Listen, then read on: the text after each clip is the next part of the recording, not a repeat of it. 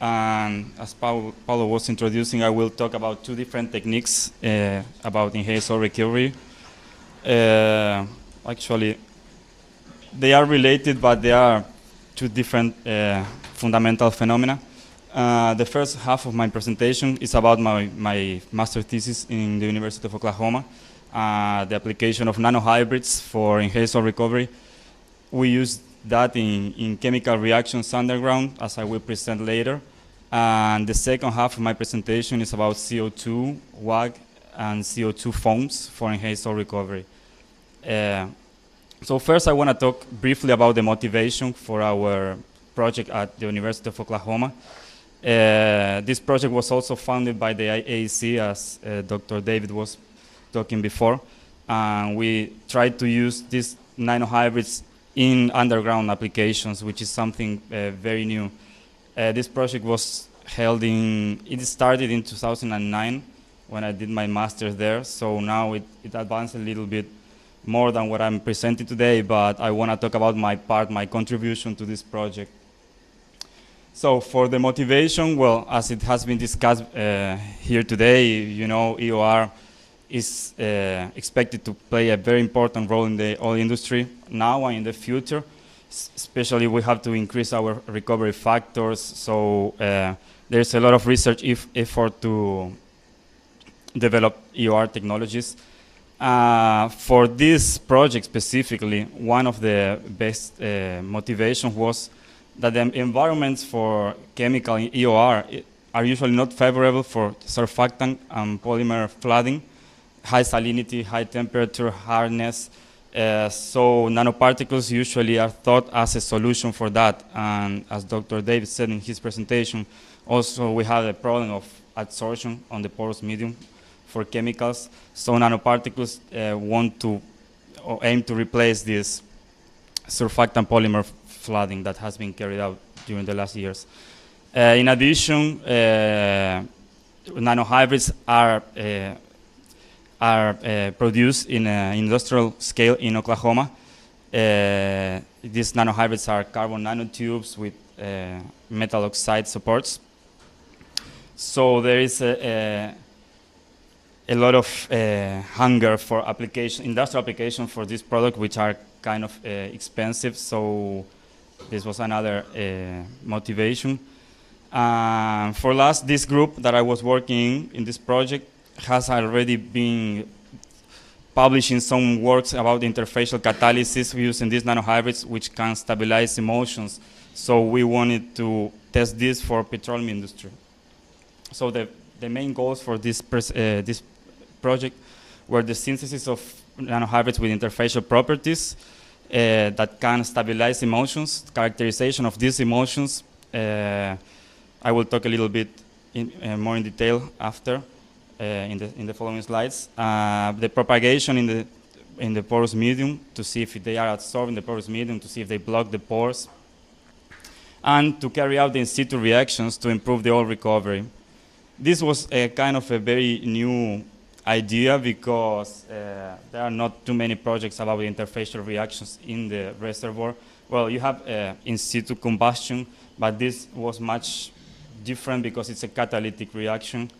And I want to say that this is actually my contribution to this project was part of the project, which was a much bigger project. It included another reactions like hydrogenation, and it included all the synthesis of the nanohybrids, and also synthesis of different families of nanohybrids and the studied interactions of this with the different porous medium. So I will do some very brief review and talk about the specific goal, and then I will summarize some of the results for this research. So as many of you may know, one of the key parameters for enhanced oil recovery is the capillary number, which is the ratio of the viscous to capillary forces. In one of the presentations today, it was shown some capillary desaturation curve. And actually, this is very important for enhanced oil recovery because below a critical capillary number, we cannot displace the residual oil. That means that oil blobs keep trapped by capillary forces, and we cannot sweep it with water or with the inject fluid. So actually we need usually, after the typical values of water flooding, we need to increase these 2 or 3 orders of magnitude in order to decrease the capillary forces and to be able to displace the oil blobs in the reservoir.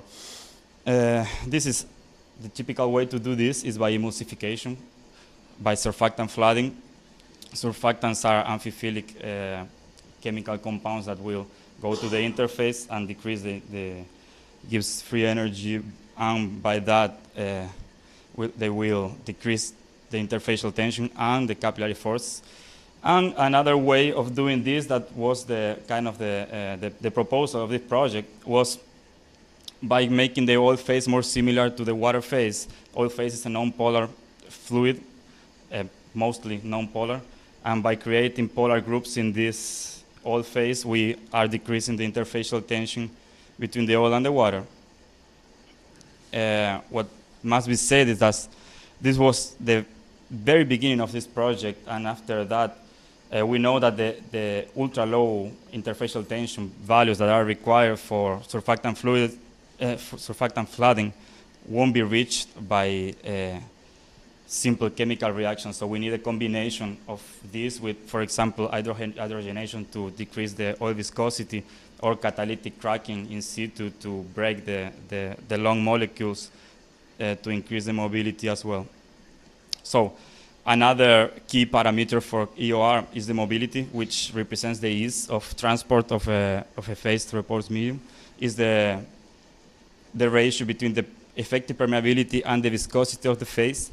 And actually what is more important for EOR is the mobility ratio, which is the ratio between the mobility of the sweeping fluid and the displaced fluid.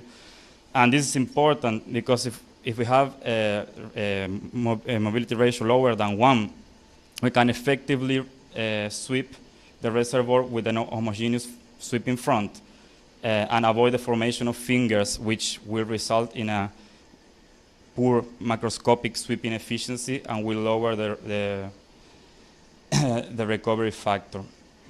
So the typical way to improve this in chemical EOR is by adding polymers to the water phase, which will increase the viscosity of the water phase and achieve a more homogeneous flooding front.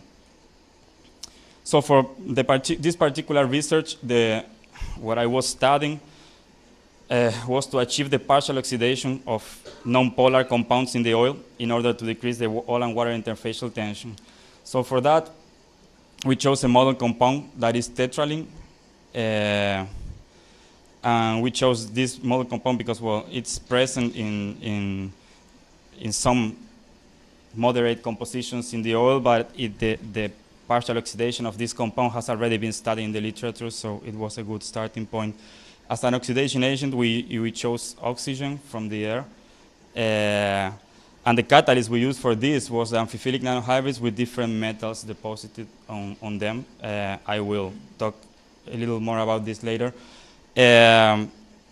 For these reactions, we have 2 main products for the partial oxidation of tetraline, the ketone and the alcohol. And I must say that the desired product for this reaction is only the ketone, because the alcohol can go through dehydration reactions. We can polymerize, and they won't not only not be decreasing the interfacial tension, but they will be creating big particles of wax in the reservoir.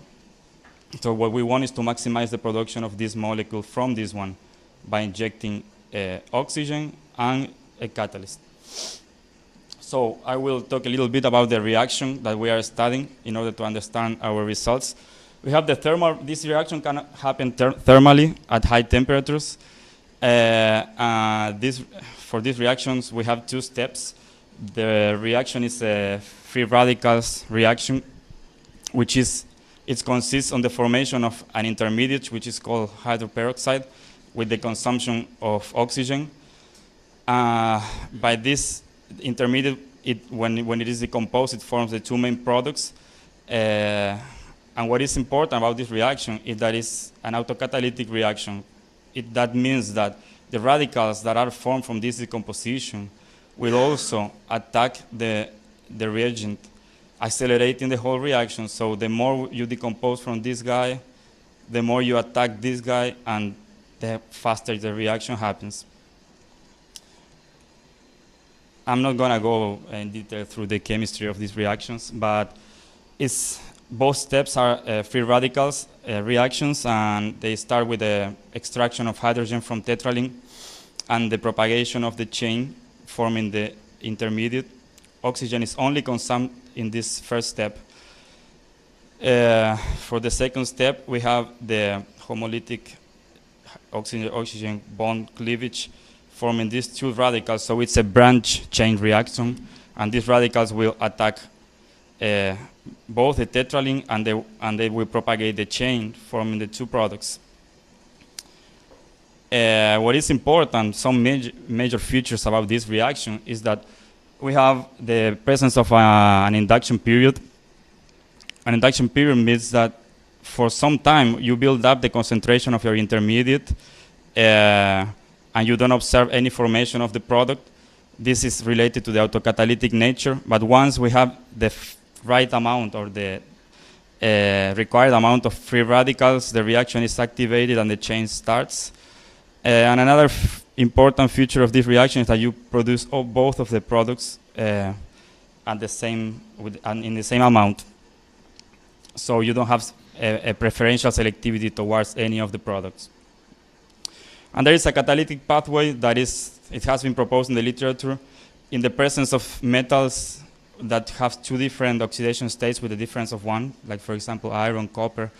You have this intermediate species can both donate and accept electrons from the metal, and this gives place to a couple redox reaction systems that will offer an alternative pathway to generate the free radicals.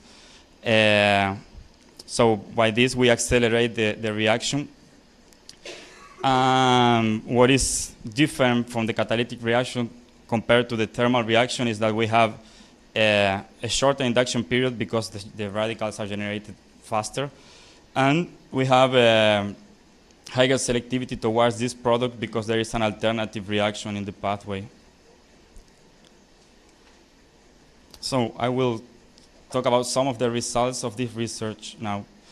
So for this AEC project, we were working with nanohybrid, amphiphilic nanohybrids, which consist on basically the carbon nanotubes are grown on metal oxide supports.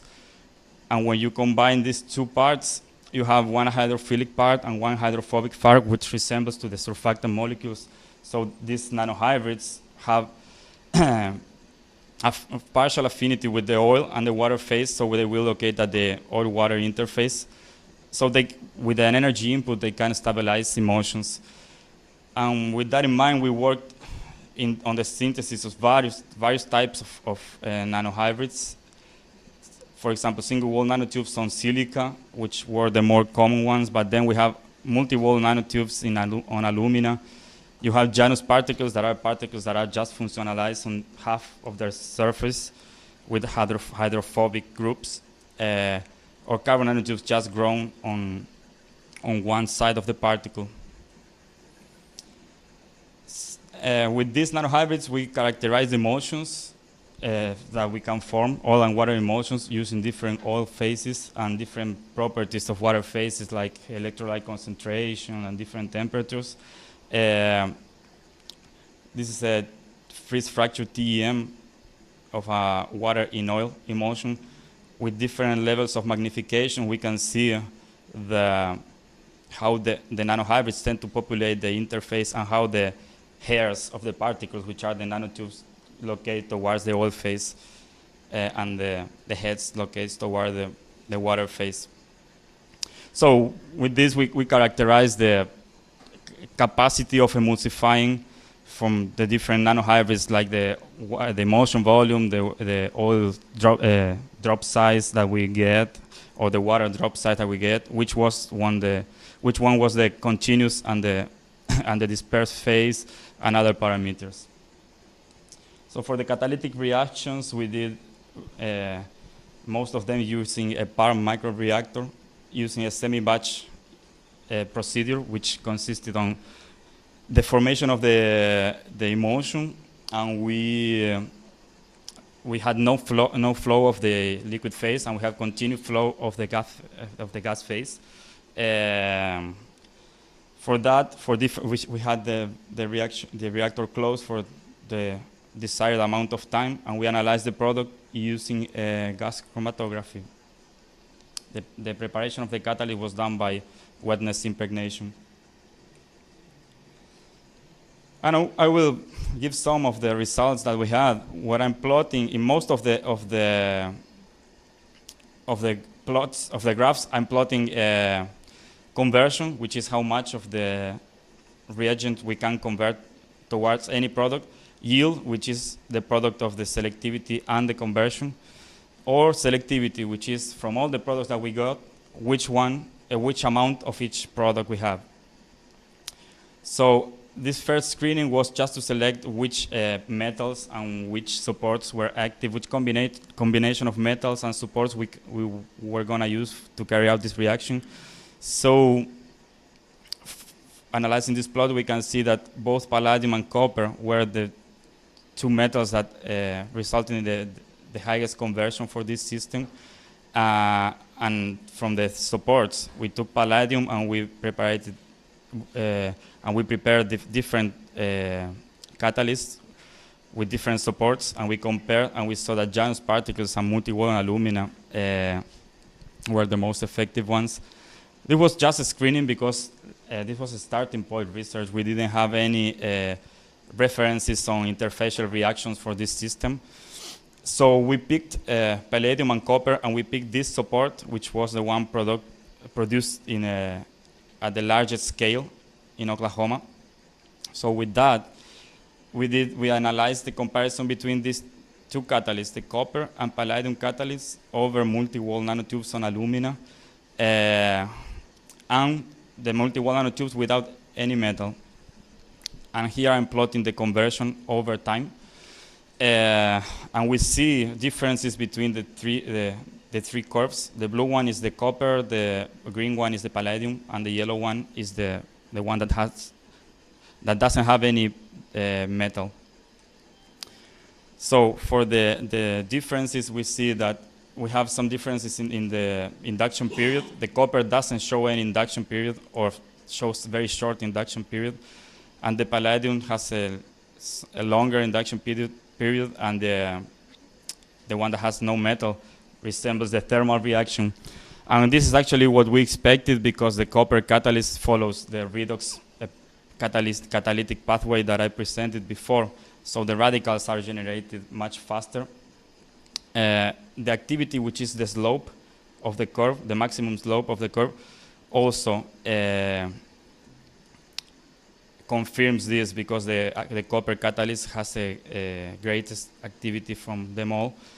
And we verified that the copper catalyst was very efficient to decompose the intermediate, because we measure with HPLC the amount of this hydroperoxide, and we couldn't find any in the copper catalyst, which means that as soon as it was produced, it was decomposed. For the palladium and the other catalysts, we found traces of this hydroperoxide. From the maximum conversion, we see that the copper catalyst shows higher maximum conversion, which is the value of the plateau. And for this, we know that it has to do with the product's distribution that I will show on next slide. But for the copper catalyst, we obtain mostly the ketone, that is the desired product, and the palladium catalyst, it resulted in some formation of the alcohol that, as I said before, they go under parallel reactions, which will reduce the conversion of the main reaction we have. So the formation of the alcohol actually kills the catalyst, and it consumes the free radicals. This was reported in the literature as well. So for the product's distribution that I was talking before, if we take a look at the upper left plot, this is the desired product selectivity over the conversion, and we can see that the copper catalyst, that is the blue line, it results on the formation of the desired product for all conversions. For the palladium catalyst, on the other hand, we see that we have a high formation of the alcohol at low conversions, but as the reaction goes through, the alcohol is consumed to form parallel reaction products, which will poison the system and will consume our free radicals. So that's the reason why we cannot get higher conversions for this catalyst. So now, this is a comparison between the carrying out the reaction in an emulsion or in a single phase. What we call single phase is just the oil phase with dispersed particles and bubbling the oxygen in the air in the liquid. So we can see that for the emulsion phase, we have no induction period and we have a great activity, and we have higher selectivity towards the product that we want, which is the squares, and the blue squares are the emulsion and the white squares are the single phase. So we actually proposed 3 different reasons for this. First, when we carry out the reaction in an interface, in an emulsion, we are maximizing the interfacial area, so the catalyst will locate much more efficiently on the interface. This will help the contact between the reagents and the catalyst active sites. And in addition, it will enhance the mass transfer in the system. The second one is that we have an oil-water interface. We know that this intermediate hydroperoxide, it has some amphiphilic behavior because it has non-polar and polar groups, and it will be attracted to this interface. So the decomposition and the presence of the interface will be faster because it will reach the catalyst faster. And the third one is that the water, it could help as another source of radicals formation, and in addition, it has a higher oxygen solubility, which is one of the reagents of our reaction. And for the last set of results, experimental results that I will present, this is the effect of changing the mass of catalyst that we used. I'm plotting the conversion over the mass of particles for 2 different types of particles. First, for the copper catalyst, coupled on multi-wall of nanotubes on alumina. And the second one is just the multi-wall nanotubes on alumina without copper.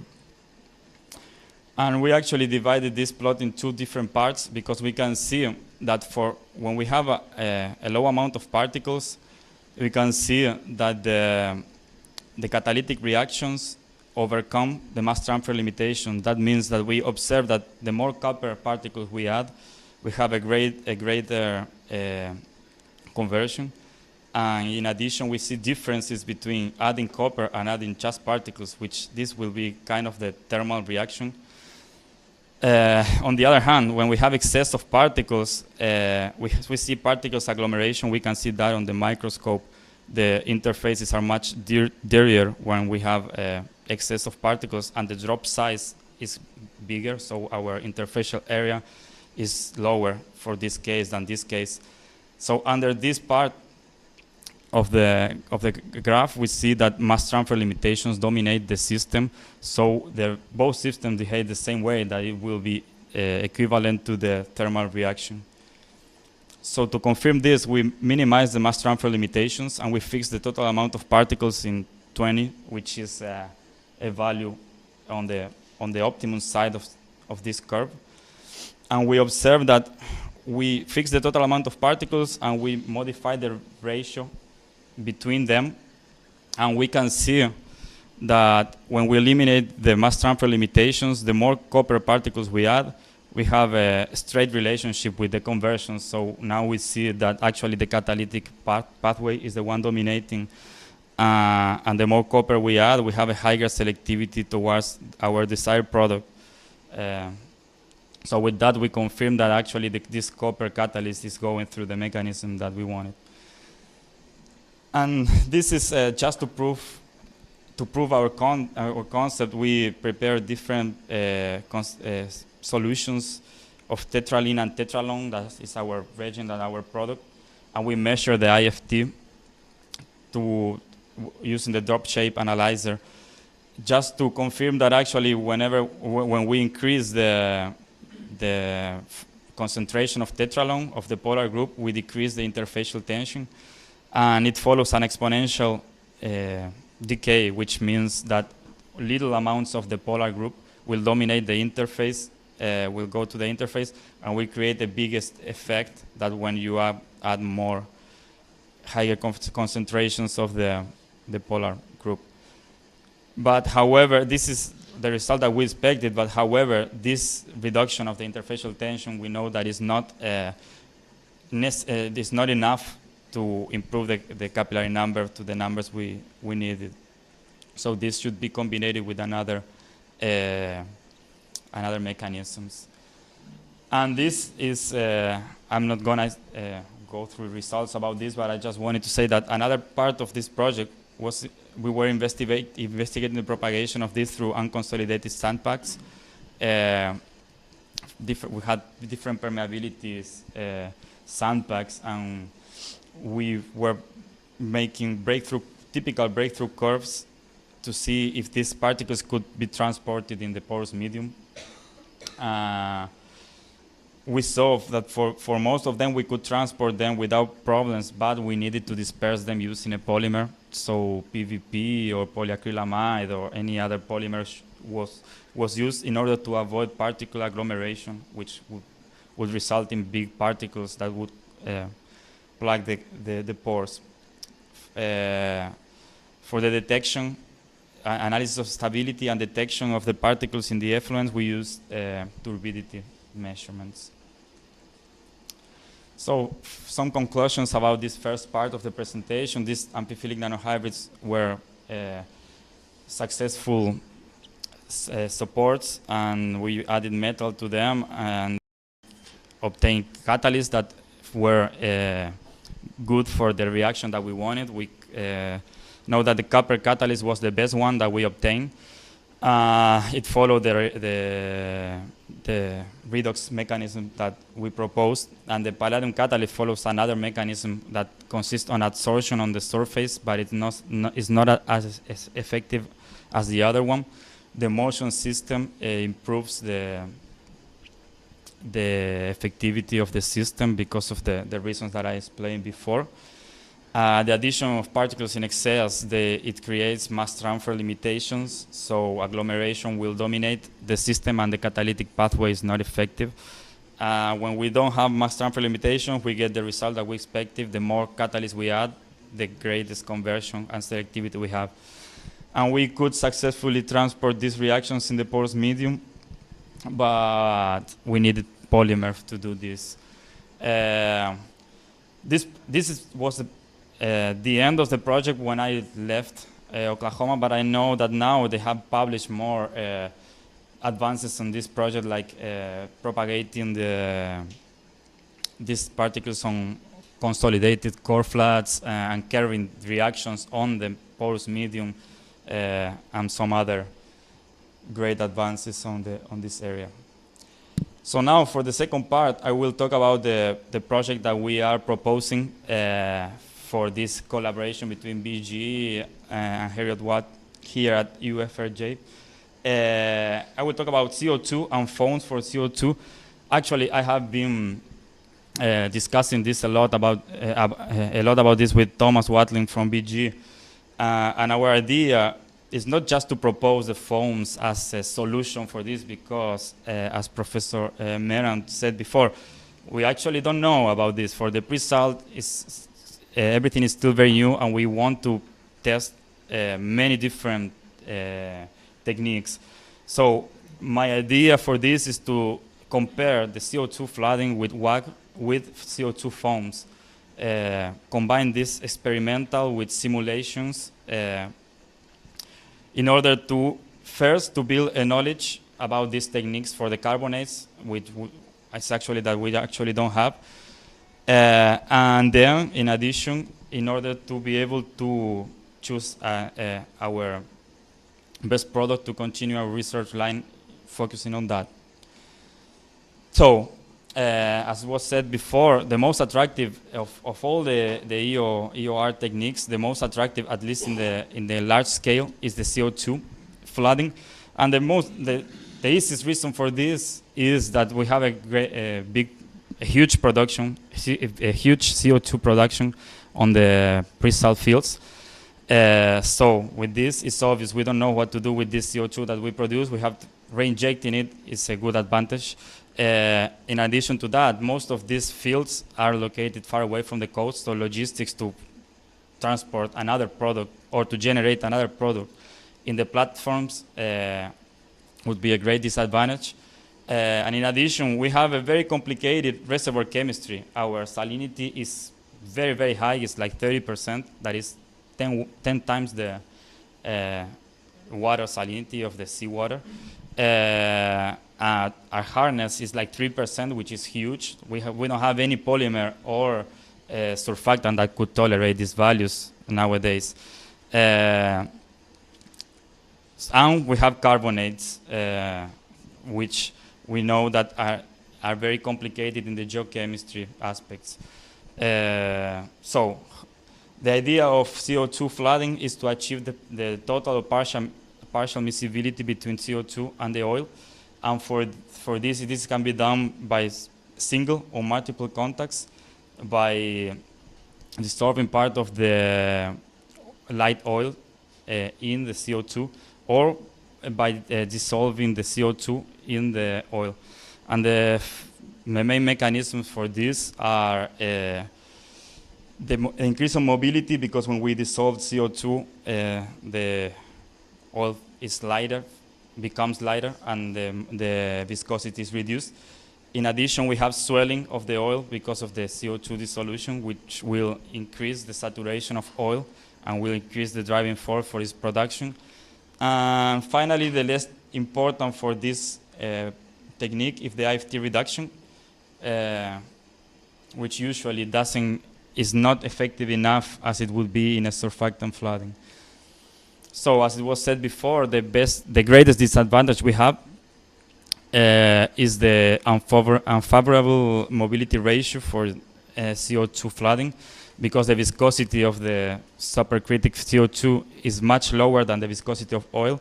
That means that it can propagate in the porous medium much easily than the oil. This results in a very, very poor macroscopic sweeping efficiency, and if we have high permeability channels, the CO2 can go through these channels and reach the producing wellbores without contacting the majority of the oil that is in place. So our overall recovery factor on this case will be very low, and it's not really worth it to apply CO2 on this scenario. So for that, one of the techniques that has been explained today is WAG, that is the alternation between water and CO2, or water and gas flooding. This aims to improve the macroscopic sweep efficiency by combining the water and gas flooding. Water has much higher viscosity than the gas. This has already been applied in the pilot scale. Petrobras has already published in 2012 some applications in the Lula field for WAG, which were very encouraging, but their conclusion for this was basically that you need to get as much information about your reservoir before planning this kind of project, especially in something so new as the pre-salt fields, because on the case of having very high vertical permeability or too many big channels or fractures, CO2 flooding can be very ineffective. So we actually have as a challenge with CO2, WAG improves the scenario a lot, but it's not a final solution for this. And as another proposal to apply CO2 foams appear as a way to increase the viscosity of the gas phase by making foams between the gas and the water. And foams, as you may know, are colloidal systems of bubbles, gas bubbles dispersed on a continuous liquid phase, and they behave as a single phase macroscopically. But the interesting property of them is that their viscosity is much higher than the gas phase, and it's actually higher than the liquid phase. So the mobility ratio is improved a lot in comparison to the typical CO2 flooding. So how can we stabilize a foam? Well, it's a similar fashion to the emulsions. We need an interfacial active species, and this is a surfactant basically. Or now they are proposing a lot of research using nanoparticles to create a mechanical barrier to avoid the coalescence of the bubbles. So the two ways that this is actually done in the porous medium is by co-injection of the aqueous phase, which has surfactant dissolved in it, and the gas phase, or by alternated injections that is similar to the WAG, but using a surfactant. And from both of them, we have different advantages and disadvantages. We haven't made our decision if we are going to propose the use of one of them, or if we are going to try to see which one is more effective for this. But for surfactants, we know that their interfacial properties are better than nanoparticles, so they are much more powerful emulsifying and foamers. And they also, when you apply them, if you release them from the foam, they will decrease interfacial tension, so that's another benefit. And they are actually produced in the large scale. From the nanoparticles, this is something much newer for this application, but their advantage is that they are more resistant to chemicals and to salinity. And in addition, they usually have better thermal resistance than most of ionic surfactants. And they are less affected by the geochemistry of the rock and the oil. So, as it was explained before, the foams have been applied just at the pilot scale. We don't have industrial scale projects, at least not reported in the literature. And this is very complex.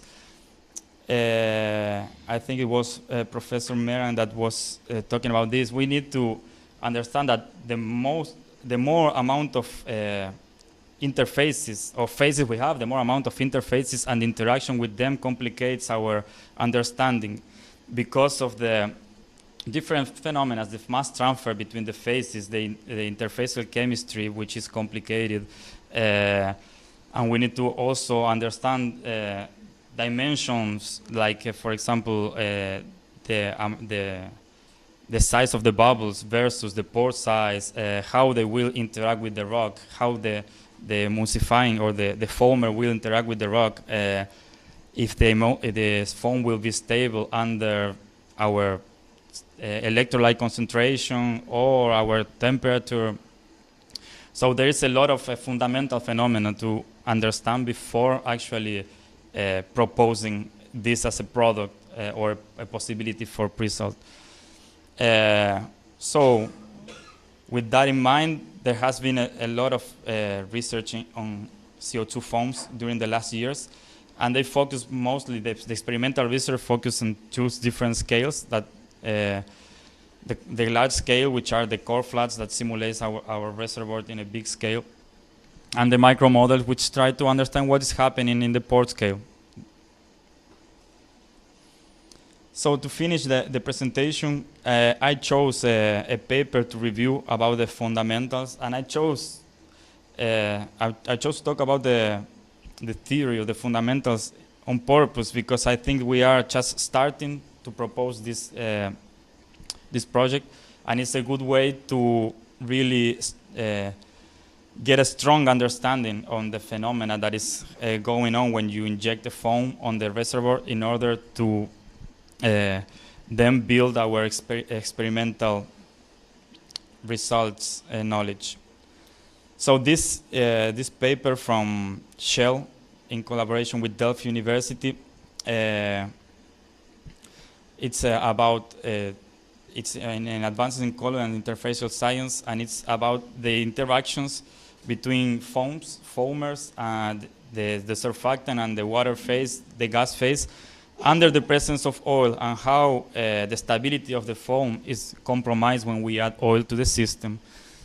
So in this picture, they are actually comparing the flooding front when you have free gas with the formation of fingers, so to what you would desire to have when you have a foam with a higher viscosity, which will result in a much more homogeneous front and a better sweeping efficiency. So the advantages of using foams versus wax actually is that you have a sweeping fluid has a greater viscosity, so the displacement front is much more stable and much more homogeneous, resulting in a better sweeping. And then if they travel through the high permeability channels on the opposite side, that what will happen with the gas phase, since they have a high viscosity, they can block these channels and force the fluids to go through the other parts of the reservoir that would be unswept. And they can reduce the capillary forces because we are injecting surfactants with the gas and the water. And then we have also all the mechanisms that are present in the CO2 flooding that I explained before. So to prove how the oil presence, the presence of oil compromises the stability of the foam front, these CT images of after water flooding. You have the injection of foam after water flooding. What we have here is the blue color represents the foam. The red one is the aqueous suspension, and the orange one is the residual oil after water flooding. And we see when we advance the more volumes of foam injected, we see that when the flooding front approaches to the oil phase, we see that this, what in the beginning was a very stable front, it loses its homogeneity, and it begins to create pathways of flow. So what we have, the way that foams are stabilized is by forming water films that are called foam films or lamellae between gas bubbles. So we have typically gas interfaces that are close together, and the surfactant absorbs on both sides, stabilizing these two interfaces and avoiding the formation of a continuous gas phase. When we add oil, or when we apply this on the reservoir, this is much more complicated because now we don't have just this symmetric interface. We also have oil, water, gas interfaces, which is called asymmetric film, because you have to rebalance the forces that is not the same fluid in contact with the water on both sides. And in addition, you have wetting films. On this case, we can see that water wets this rock, so you have these films of water on the contact with the rock. This depends on the wettability of the porous medium. So on the case of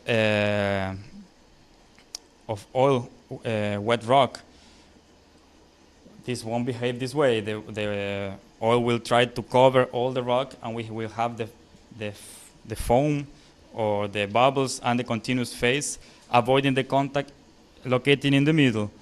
So according to these authors, that is something that I'm not really sure about, but according to these authors, this type of foams can only be stable on a porous medium whenever we have a water-wet rock, or whenever we apply a surfactant that will change the wettability of the rock. So this is something that I would like to study more about, because if that was the case, this is something we need to think about carefully, because carbonates have mixed wettability and they have a lot of areas which preferential oil wettability. So that would mean that we need to think very carefully which type of surfactant we can use for this, or which kind of nanoparticle. So another concept that is useful to analyze this is the disjoining pressure. That is actually the force per unit area to bring together the two sides of the film, the two surfaces of the film, up to a close distance. And this has two components for these foam systems. Basically the van der Waals forces that depends on the molecular interactions between both components of the interface, and the electrostatic force that depends on the electrolyte concentration. The film thickness will be a result of the balance of these two forces that are generally repulsive forces and attractive forces. And this will determine the value of the disjoining pressure on the system.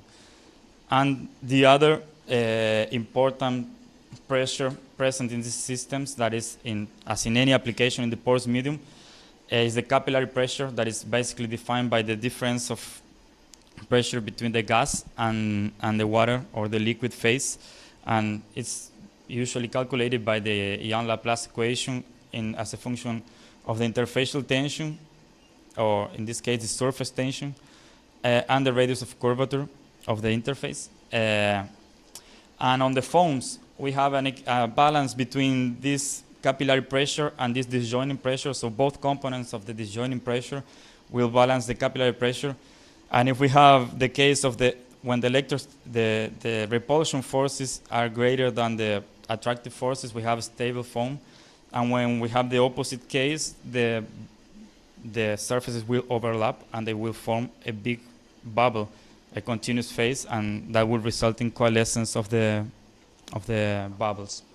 So the foam won't be stable. So as we increase the capillary pressure, we increase the rate of coalescence, so we form biggest bubbles. And when we get a greater rate of coalescence than the rate of formation of foam, we have an instability. So there is a critical capillary pressure above which the emulsion won't be stable. And as we know, the typical capillary pressure curve has this shape, and as we decrease the saturation of the wetting phase, we increase the capillary pressure. So when the fraction of gas on the foam is too big and we have a very, very small fraction of water, the foam won't be stable. So for each system, we have a critical value of capillary pressure. And this depends basically on the surfactant concentration and the type of surfactant, the hydrophobic or hydrophilic or lipophilic balance of the surfactant, the electrolyte concentration that will give the values for the electrostatic repulsions, the flow rate of the foam, the permeability and porosity of the porous medium. So, to explain the instability of the foam and the presence of oil, these authors discuss some mechanisms that I will go through briefly now. The first one of them is the surfactant depletion, and actually they propose that the presence of the oil will reduce the amount of surfactant that is actually available to stabilize the gas-water interface, because the surfactant will partition between the oil and the oil-water interface and the gas-water interface. So the amount of surfactant that is available will be lower. And in addition, they say that there can be co-adsorption of the oil on the oil-gas interface. But this is actually not the case for most of the applications, or at least most of the applications in porous medium, because the experiments are carried out at concentrations much higher than the CMC of the surfactants. So I think this mechanism is the least important one. Another one is the entering and spreading mechanism that actually is related to the thermodynamically probability, or the thermodynamically, if it's thermodynamically favorable for a drop of oil to penetrate the interface. the gas-water interface. For this, they developed this entering coefficient that actually is nothing but the difference in the Gibbs energy change when you replace the surfaces, gas-water surfaces with the oil-gas surface. And when this coefficient is greater than 0, this means that the oil droplet will be more comfortable inside on the other side of the surface than on the water phase, so it will enter, it will penetrate the surface. And when it enters the surface, it can have two different things can happen. The droplet can spread and cover the surface, or the droplet can stay combined. So in order to analyze this, Harkins proposed the spreading coefficient, that when the coefficient is greater than 0, that means that it's more favorable to replace these two, the gas-water interface with oil-water and oil-gas interface. So with that, the oil drop would spread and cover this surface, replacing this symmetric interface with asymmetric surfaces.